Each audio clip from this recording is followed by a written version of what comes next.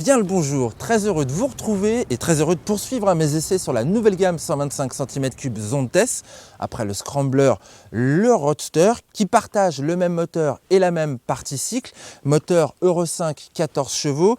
Au niveau du style, en revanche, ça change complètement. On a quelque chose de très Street Fighter, c'est un peu clivant.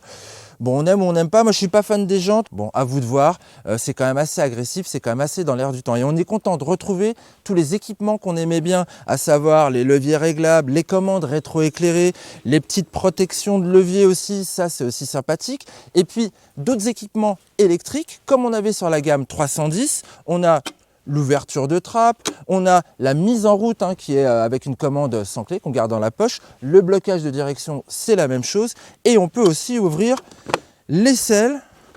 C'est pratique si on a besoin d'intervenir sur la batterie, mais apparemment elle est énorme, on ne devrait pas avoir de problème avec. Là par contre je suis bien embêté. Bon, vous me donnez quelques secondes, je remets tout ça et puis je vous emmène faire un petit tour avec moi pour aller l'essayer.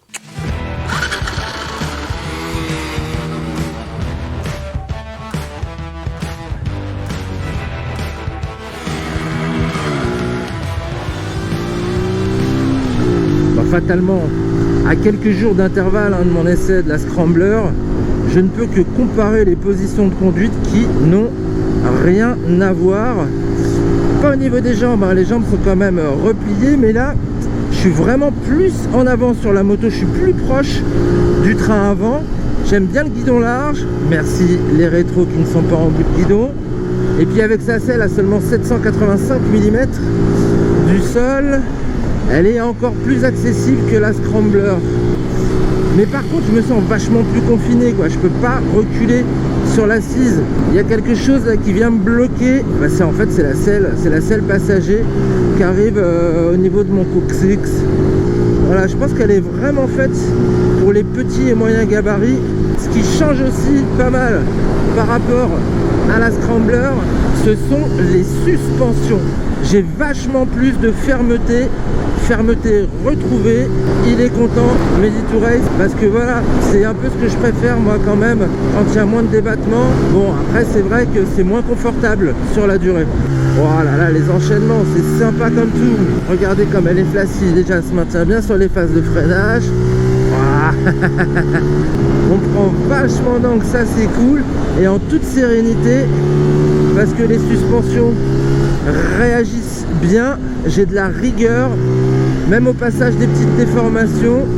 Après la limite c'est les pneus là, c'est CST. Côté freinage, j'ai toujours ce même petit souci avec le frein avant. Je trouve qu'il est mordant, mais il faut quand même bien taper dedans, il faut bien se régler le levier pour l'avoir assez loin et avoir un bras de levier important.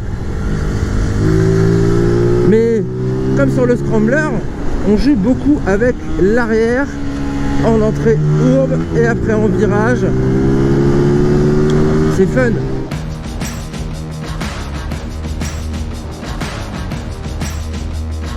Plateforme oblige, outre le châssis, la 125 Roadster emploie également le même monocylindre maison que celui de la 125 Scrambler.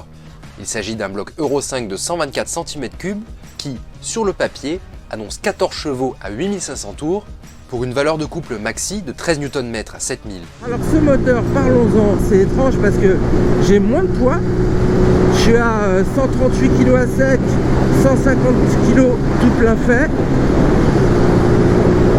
Mais je le sens moins vigoureux, c'est étonnant ça. Alors c'est certainement parce que la Scrambler que j'avais avait un petit peu plus de bornes au compteur. Il manque peut-être un petit peu de rodage ce moulin. Alors j'ai bien vérifié, je suis sur la carte au sport et pas sur la carte éco. D'ailleurs je trouve pas que ça change énormément entre les deux. Je dirais même que ça change pas ou très peu, je le sens pas. Pour autant ce moulin c'est pas non plus un plomb, loin de là. Avec toujours ce caractère où il aime pas trop qu'on le sollicite sous les 4000. Après on a une plage qui est sympa entre 4 et 7,5 et au-delà un petit peu plus d'allonge. J'ai réussi à atteindre 121 km/h. J'avais fait 119 avec le Scrambler. Conso à peu près la même chose, un petit peu moins. Pas de vibration néfaste, sonorité un petit peu grave, mais ça c'est normal parce que j'ai le pot qui est juste là au niveau de mes oreilles. Ouais, au niveau de l'autonomie, c'est moins bien que la Scrambler, ça c'est sûr. On a un réservoir de 12 litres et demi ici, alors qu'il est de 20 litres sur la Scrambler. On est plutôt aux alentours des 350 km, ce qui est déjà super bien. Bilan, encore une fois, positif chez Zontes. Elles sont amusantes, elles sont sécurisantes. Là par exemple, hein, l'ABS il est hyper bien paramétré, merci à Bosch. Et puis elles sont pas chères, ces 125 à moteur liquide, avec les composants et les équipements qu'elles ont. Ici on est à 3290 €. On est au-dessus des 4000 pour la MT 125, la Duke 125. Est-ce que c'est les japonaises et européennes qui sont trop chères? Cette question reste entière et soulève toujours autant de commentaires chaque fois que nous testons une moto d'origine chinoise, de la marque Zontes en particulier, comme le retour sur la fiabilité de ces nouvelles venues. Garantie 3 ans, c'est déjà rassurant.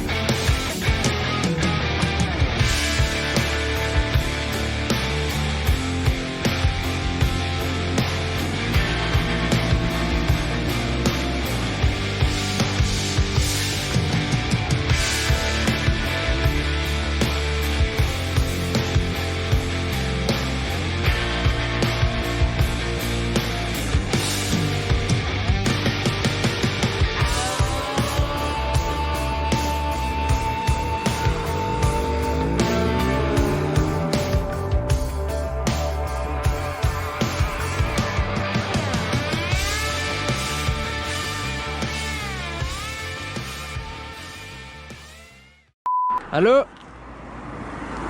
Allô? Allô? Tu m'entends pas?